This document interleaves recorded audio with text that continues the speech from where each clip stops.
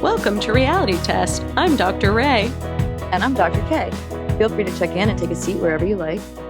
So, all right. Shall we transition to our Traitors? Was that a good Scottish accent? I nailed yes, it, right? You did. You did Best beautifully. I thought so. That wasn't meant to be Scottish, by the way. I don't even know what that was, British or something, but you did beautifully for sure. It. Thank you so much. Okay, fabulous. So we're going to do a recapity cap of the Traitors. And shall we begin? Do you want to go first? The first page? Yes, I'll do the starting at follow up on the Traitors in the turret. So Carolyn immediately addresses the Danielle of it all.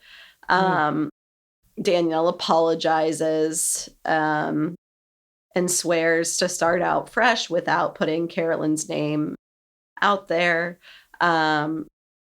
Carolyn then makes a half joke about only wanting to kill the two of them, which I thought was kind of funny. Danielle calls a ceasefire, which is interesting language. But I see you have a segment here. I did. And then when I went to go do my segments, I couldn't remember what I meant by that. So I think that's the only one where I put it before I wrote it down. So I think all the rest of them will not be false. But I think that one is, oh, you know what? I think I then decided what it is related to, which is the thing about Carolyn and Danielle that I brought up. Oh, what the fuck? And then I thought I had it, and then now I don't see it at all. So you know what? Fuck them. If I think of it later, I'll think of it later, but I do not actually have anything right in this moment. So we're moving on. Moving on indeed. At the breakfast, Dylan is jazzed on working with Boston Rob. He is obsessed with Boston Rob, as we see. He has a little crush on him. But honestly, I'll talk about Sierra and Rob later. I get it. The two of them had mad chemistry. I was getting a little hot and bothered watching the two of them together. I'm like, this is working for me. I know. Oh, right. You get that part of him. Yeah, exactly. Yeah, the daddy of it all. Wow. Yeah, it was kind of it was just something. I was like, damn, I wish they could get together. Someone who actually would appreciate Sierra and not be a little fucking douchebag. She does need a man, she does. She needs someone who's past that era, who's ready to really actually put her first and not be caring about the fame and not be caring about multiple women. She needs someone like that for sure, who's done those days, who's had those days come and gone, Yep. I was kind of obsessed with their dynamic. I was a little embarrassing for myself. That's cute. I was wow. I like that. No, I get it. Cute together. I was like, yeah, wow. He definitely is if you're a daddy image, if that's if that's he is that to a T.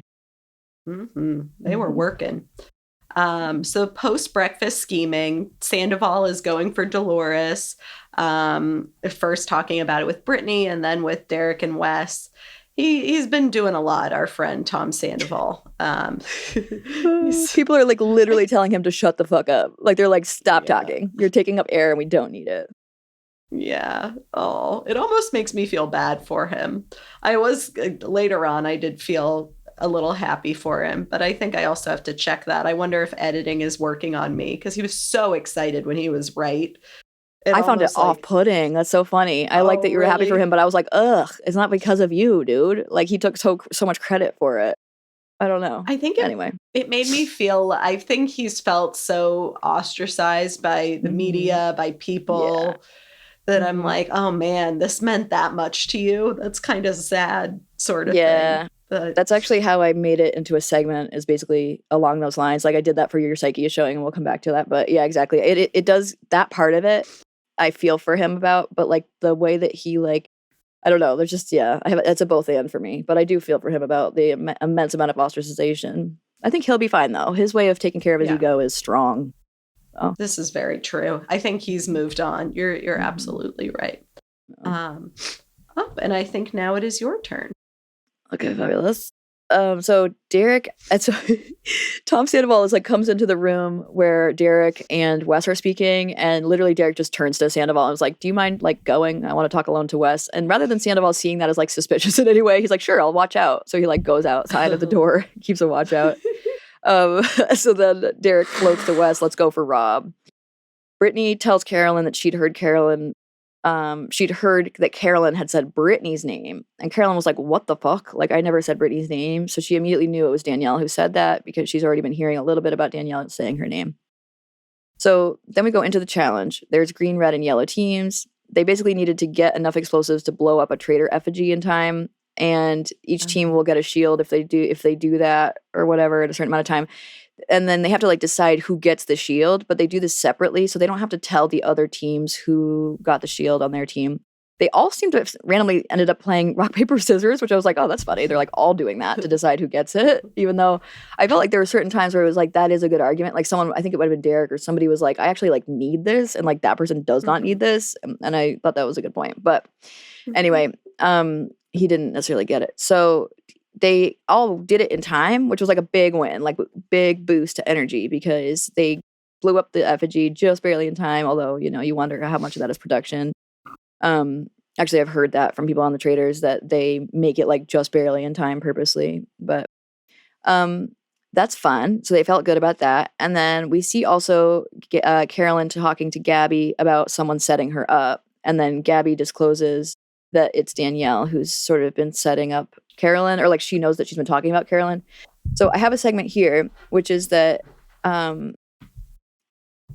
this is a bonus. I gave myself something we've mentioned before, even though that's not a segment on our thing, because I had mentioned before when we heard that Chriselle was saying to Bob the drag queen that Carolyn's batshit crazy. When I first watched it, I thought it was Gabby, so I had to go back to rewatch it because I was like, no way Gabby says that about Carolyn. I was like, not a chance in hell she would say that about Carolyn.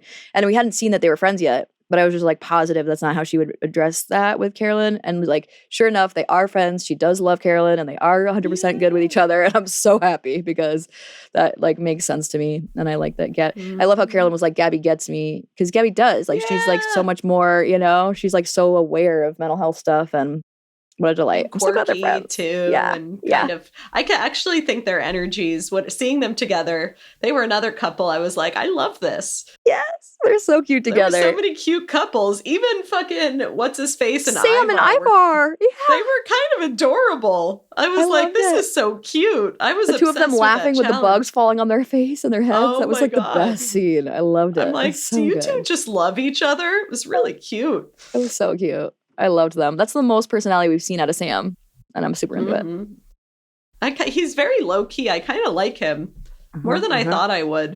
Yep, I'm into it. I get it, Britney Spears. Yeah, good on you, Brit. Yeah, go Brit. So now we're on to post-breakfast scheming. Why would we be post-breakfast scheming? Post-challenge. I think I meant to say that. That's what that meant. Post-challenge. I don't need to correct that. That's silly. Anyway, we know what it is. So Wes tells Dolores, that Sandoval floated her name. So he like turned around and was like, oh, hey, what the heck? Just so you know, Sandoval floated your name. Dolo says, I hate to say it. She says to us directly, which I thought was funny, so I wrote it down. But she said to us in testimonial, I hate to say it, I don't think Tom had a lot of attention in his younger years. And I think that was really like actually empathetic way of putting it. Like she's sort of saying like, it's not that she's like, this guy's annoying or like whatever. She's like able to say like, he sort of seems thirsty for attention, but she puts it in a lot nicer way. And it's true, right? Like obviously some of this is related to how he grew up because he has been in LA trying to be a model or in a band or an actor for many years. Like there is a part of him that needs a validation from external sources. And I'm with it. So then Rob says to Sandoval and Brittany, people are saying Wes is putting a lot of names out. Whatever, I guess is a way to like limit the fact that it was probably also about him. Carolyn said to Dolores, Danielle is putting my name out everywhere.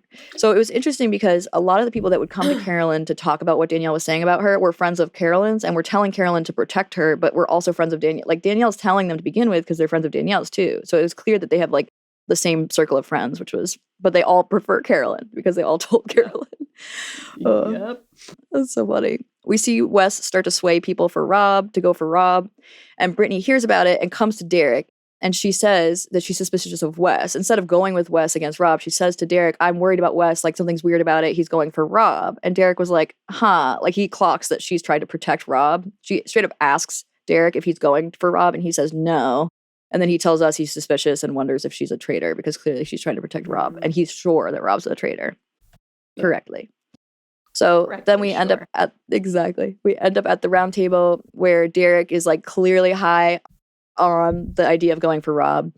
So the fucking, oh my God, the Dolo and Tom of it all. So this is the time where Derek literally told Tom to wrap it up because Tom decides he's like, I have something really important, and starts like going after Dolores. And like literally everyone else is like, shut your mouth. It's not Dolores. And then Dolores even says to him, I don't want you to be nervous because I don't think any of it will make sense. So I'm okay with it. Like, go for it. Basically, which is so funny. I was like, get it. And he said the biggest red flag is that she's not asking questions. Yeah, she's so funny. He's like, the biggest red flag is she's not asking questions. And she's like, why? Well, maybe I'm just not asking questions of you. Like, I don't care what you think. Yeah. Maybe that's what it is. Great point. Mhm. I also think she doesn't necessarily know how to play the game. So like, whatever. Who cares if she's not asking questions? And then someone said like a bad faithful is worse than a traitor. I think she said that about Tom, having heard it from someone else, but that a bad faithful is worse than a traitor, which he is definitely a bad faithful. I think that's the point, right? Like, everyone can tell he's a faithful, but no one trusts him because he's just like whatever, you know, he has like Annoying. weird data Yeah. points. Yeah. So finally, Derek just like literally turns and is like, Tom, wrap it up. He's like ready to just change gears. And they're filming for hours at the round table, like hours and hours and hours. So what we Really? see is only, what we see is Wow. only like a snippet of what happens there. And so every Oh. moment is like particularly chosen for a reason, which I always try to remember. Like, you know, like every single line that we hear during the round table was used for us to get a sense of somebody for some reason. So, Wow. yeah. So Derek literally, even though they have tons of time at the round table, he still was like, stop wasting our time, which I think is funny. Mm-hmm. And then Derek recounts that Bob the drag queen was, so I actually thought this was really strong. I had a segment here because I think his speech was like really, really, really good. Like, I thought that Derek had just a really good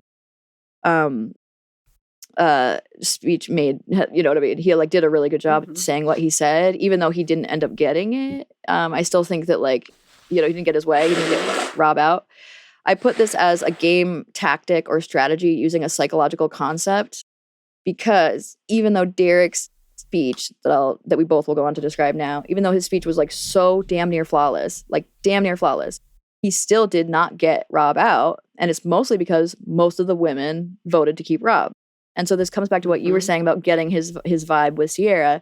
So the psychological concept that I think is being used is internal working models, because our internal working models of like our dads, and that we want to impress our dads, and therefore like that maps onto how we are today, means that like Rob is like pulling for our dad energy, and we want to impress him as if he's like our dad. Obviously it's subconscious, but then also like, you know, Oedipus complex and the, you know, Electra complex, there's like stuff that comes up for us too that can get sexualized around it, and like wanting to impress him. Also for women, we're taught that like how to impress a guy includes using our bodies and sexuality, and so that gets wrapped up in it too. But yeah, like, so our daddy stuff gets pulled by Rob because he's kind of like withholding and quiet, and also like, you know, everybody wants to impress him. So I think that he really had going for him whether he liked it or not. You know, I don't think it was necessarily intentional, but he had going for him the internal working model stuff around dad stuff, because all of the women were like, nah, we're keeping Rob. Even Brittany like put herself sort of in jeopardy by trying to get Dylan to keep Rob because she was so sure Rob was not a traitor. Which, yeah. For literally no reason. That is so interesting, because it was so many people, and Dylan. So Dylan clearly has some daddy stuff too. Exactly. Which also could be stuff about Zach. It could be his older brother, right? Yeah. Like, I don't know. Well, yeah, he definitely has some guy stuff, some withholding guy stuff. It's really cute. He's like honestly so endearing about it. But he's really sweet. Yeah. I liked what Derek said, where he said, you get the most information out of when you successfully get a traitor. And he's like, so just remember that when Bob the drag queen got booted, Rob came out hard against him. And he's like, and Bob the drag queen could have voted for Nikki, who was on the table, but he voted for Rob. So like, there's something there. Dead on, Derek. Yeah. And like, very well put, very clear. So the fact he didn't succeed like said a lot, but yeah. So tell us more about it. Yes. Oh, did I have, I think that's your seg. Oh, I did that seg. I'm saying your turn to talk. Oh, my bad. Yeah. Sorry. You're good. Woof. Right here. I see. So someone who said this. So today, Rob should have been gone, but instead someone who suggested you could pull this off is evicted.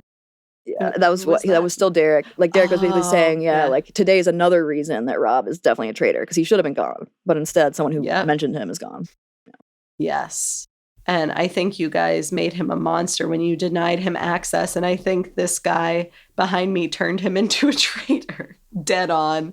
That was so well Rob, yeah. Boston Rob then comes for Wes, and Wes threatens everyone. Wes, whoa, if producers were psychologists, I had a couple things around Wes's behavior here. I also think it would have been good to hear more testimonials for the women about how they felt about the way Wes was acting, because clearly they had been picking up on something from him for a while with the way, I can't remember who said it, but was like, you're kind of aggressive, you're kind of this, you're kind of that. So I would have been interested to hear more about what the women were thinking about him, because I think it was just like the nail in his coffin, if you will, when he was like vaguely threatening and then kind of just a dick. Directly. Yeah. And then he was like, if you go for me, I'm coming for you. Like, if you vote for me, I'm coming for you. He literally said, I'm coming for you 5, or like, you 5 better watch out.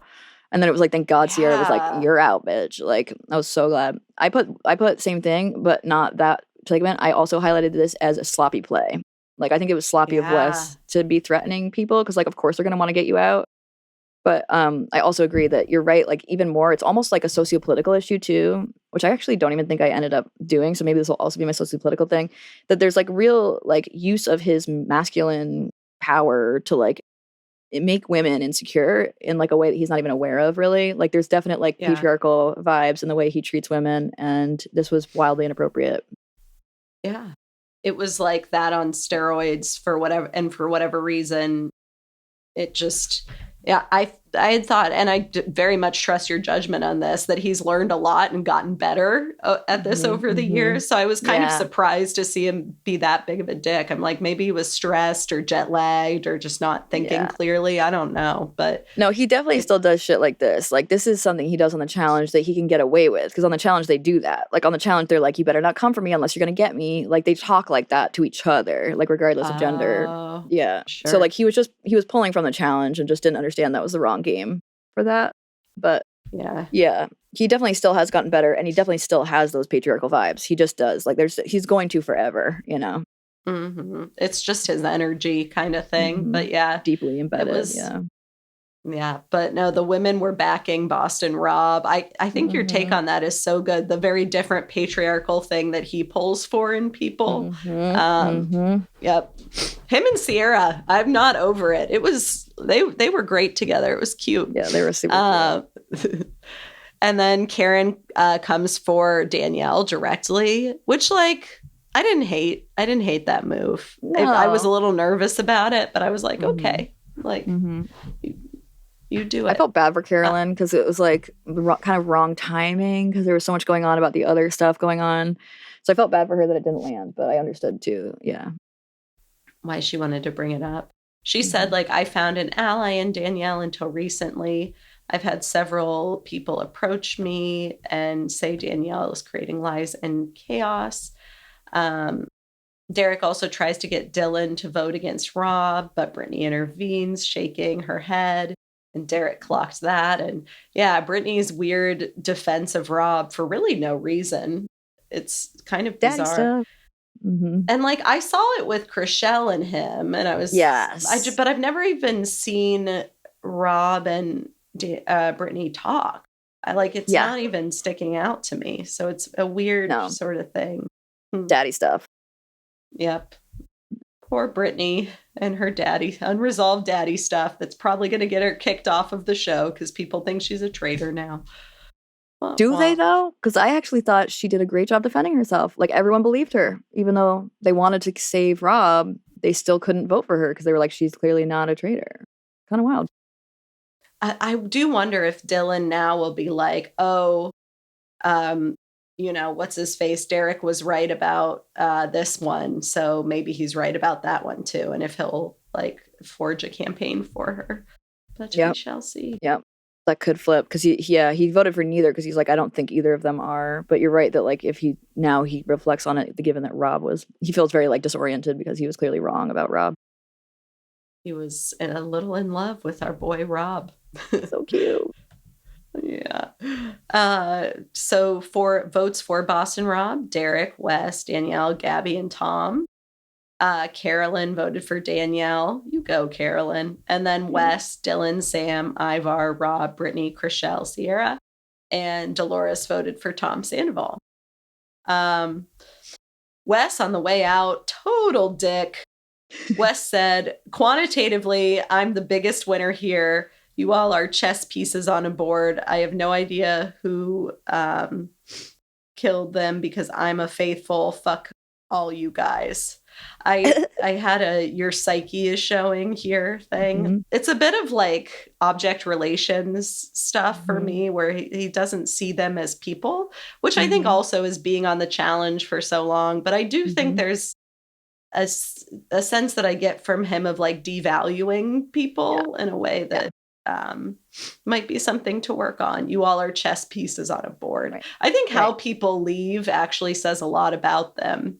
Yeah. And I get it's one that can be the most honest. Yeah. And actually, I thought the person who leaves in the next episode, who we won't spoil, I guess, just yet, was very likable in the way they left. But Wes is. Wes and what's the other person who Derek was a dick when they Derek got murdered. Derek. So the one we talked Wells. Oh, Wells. Yeah. Wells was very hurt and like clearly lashed out with his, Yes, it is a little bit like, wow, okay. So I had a segment there, but it's like sore losing. In response to Wes going out, Derek like took that moment to like say to everybody, our other traitors are voting too, suggesting that some of the people who voted to keep Rob are also traitors. But actually it turned out no, because Carolyn voted for Danielle, not Rob. I mean, not Wes. And Danielle didn't vote for Wes either. So both of the other traitors that are not Rob did not vote to get Wes out, which I just thought was kind of funny that that's the case. But his point was clearly that he was talking about the fact that Brittany and Rob voted for Wes because they both did. So we later figured that out because he says to Dylan about it. So now we're at the post roundtable scheming and Brittany like runs at Derek and is like, I want to yell at you. You're a scumbag liar, which was shots fired. And Derek said, well, suddenly you've been hanging out with Rob lately. Maybe it's because you're a traitor. And she goes, are you serious? And he says like, well, Wes buried himself. I was beating Rob in there. It's not rocket science, And then Britt said to us directly, Derek point blank lied to my face, but he's mad at me. What kind of man logic is this? Which is the one that I did put as my sociopolitical, where it's sort of like, this idea that is actually an experience that can happen in power dynamics, and in the case of men and women, that puts men in the power dynamic. But suddenly it can sort of get turned back around on us, just like the Matt and Rachel Kirkconnell stuff. So that was funny and true. And then Derek comes to Dylan. He convinces him, or tries to, about Rob, but we can tell that Dylan's like not gonna go because he says the one thing he's able to say, which is that he says about Brittany. So Derek says to Dylan, I think Rob is a traitor and I think Brittany's a traitor. I still trust you 100%, but there's something you need to know. And he says like this such and such about Rob, and then he says such and such about Brittany, and Dylan says to him, she has been flying below the radar, which even that is like not quite against Brittany either. So it's clearly he's like doesn't want to agree, but like doesn't want to disagree and like piss off Derek. So he like says something, the one true thing he can sort of say, or like the one objective fact he can say. But I see you have a segment. Yeah, I just talked about the psychological construct that is impacting someone's gameplay. And I just talking about Dylan's like halo effect for Boss and Rob, where he likes him so much because of how he's seen him in the past on Survivor and stuff, that he is unwilling to see all these parts of Boss and Rob that make it clear that he's probably a traitor. Like how many times does Boss and Rob have to directly like take people out before they finally believe he's a traitor? It's hilarious. But yeah, exactly. Dylan was just unwilling to see it. Right. And I feel like automatically through the halo effect, you're also talking about confirmation bias. Like once he sees him as not a traitor, he sees every sign to believe he's not a traitor. Right. More strongly than signs that he is a traitor. Yeah. Absolutely. Yeah. Love it. So then Derek straight up says to Dylan, I'm going to get murdered tonight. And then Rob tomorrow is going to see they're framing me. Like literally word for word says what's going to happen. Happened. Yep. And then it happened. Word for word happens. So then we end the episode, as we do every episode, with part 1 of the Traitors turret. And Rob says to everybody, the other women, I thought yesterday we had an agreement not to go after each other. Carolyn starts by saying, it's all out there now, so I guess we're just going to have to keep going. Rob said, did we not say that we were going to, like, you voted for Danielle, and then Danielle voted for me. It's messed up, the whole thing. They were like, well, you're all paranoid, and you're like, you're coming for us. He's like, no, my paranoia was about Bob the drag queen. It's not about you guys. And so then Carolyn says, so many people came up to me, but that was yesterday. You're making up lies that I was coming for Brittany. Oh no, but that was yesterday was Danielle. So like Carolyn's like, so many people were coming up to me. Danielle was like, no, but I only did that yesterday. Like once we talked about it, I stopped coming for you, which was true. Like you could tell that Carolyn was thinking it was ongoing, whereas like Danielle had stopped. It's just that she had already said shit to like so many people that were slowly coming to tell Carolyn. And then she said, you're making up lies that I said I was coming for Brittany. And Danielle said, well, you did. You brought her up to kill her. And that's what I meant. And Carolyn was like, dude. And she goes, that does not work. Or no, I said that does not work. That does not work. Because the whole thing is like, you can't use how she said shit in the turret, because then she could use that against like 8 people that you've brought up in the turret. That just is not how that works. And so Carolyn says to Danielle, shitty. Right. It's like, come on, that's not the agreement. So Carolyn says to Danielle, so I'll just let her know that happened in the turret. You can't be serious. And then she said, we'll just have to go after Danielle. Yeah. Which is like, oof. Yeah. Kind of funny. And she smiles at her, and then Rob's face drops. If you bring it, I'ma bring it back. Yeah, like someone was like, maybe we like something about like coming for him, and he's like, well, if you come for me, I'm coming for you. Yeah, right. That's sort of his thing. And then someone says there is a bunch of lies. Who says I don't know what's happening. They all kind of says it. Yeah, no, that's the thing. All 3 of them. You are fine. You do a great job with the notes, much better than I could do. That's for sure. So starting the next episode, episode 7, they're genuinely gassed out in distrust of each other. They're like so done.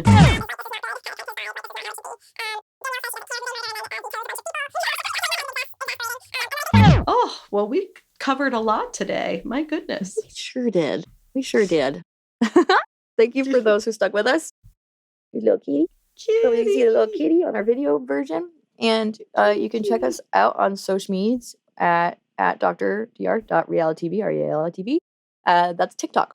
On our Instagrams, we are at Dr. K Pause and at Dr. Ray Pause, respectively, if you were to say me and then Dr. Ray. And then we are also on at Reality Test Pod for our YouTube channel, and just Reality Test Pod is our Facebook page. And our email is realitycheckpodding, PODDING, @gmail.com. We're also on Patreon, last thing, which is patreon.com/realitytest. And you can also like search us on Patreon. You can search us, but you just want to put the @ before you put reality test. And just a reminder that this time next week, if we have 20 members, then we will continue doing something. So like the main thing is we're going to continue podding no matter what, but certain things that we're putting time and energy into, just like we might need to check ourselves, because it's like a lot of work for not any sort of like remuneration, including for our sweet baby angel who's currently sick, also our sweet sound connoisseur. So like that would be great if we could pay connoisseur, because he's given us good quality sound all this time. So please, thank you. And then by the end of February, if we have 50 members, then we will give $10 a month to the ACLU. I'm going to say at least a year. I say we do that for at least a year. I'm really down with that. I think $10 a month is the least we can do, and we'll happily do that for a year if we can get to 50 members by the end of February. That said, thank you again to Daisy D. Not really, that's not her last name, but I like calling her Daisy D. Thank you, Daisy Faulkner. And you keep getting shout outs every time because you are a first member. And also Jerry Lawrence. I said Jerry something last time because I could not remember the last name, but I looked it up this time. Jerry Lawrence, thank you for being our second member. You both are a hoot and a riot. Jerry Bear, cute, love. That'll be our nickname for you, because our top 2 Patreon members get nicknames, and that's how we're doing it. Why the heck not? Exactly. And don't forget to download us. We've been getting a lot more downloads lately, and I think we could get even more, because we know that there's folks listening who are not downloading, and it could really help us out. Yeah, throw a couple downloads down on your phone and delete them afterwards if you'd like, but just as long as you download them, that can help us get some ads at some point. We did get one ad, which we'll be able to start. I think maybe it's already on this episode. Is it on this episode, Dr. Ray? It is. Yes, it is indeed. It will be once our connoisseur does it. Thank you, connoisseur. And thank you all so much for listening and subscribing, rating, and reviewing. We have some fun reviews, I have to say. I've really enjoyed our reviewers, so thank you all for that as well. And what a joy. What a joy, Dr. Ray, it has been, again, to spend this time with you. This was a long ep. Thank you all for listening. And we'll see you next session. Bye. Bye, baby.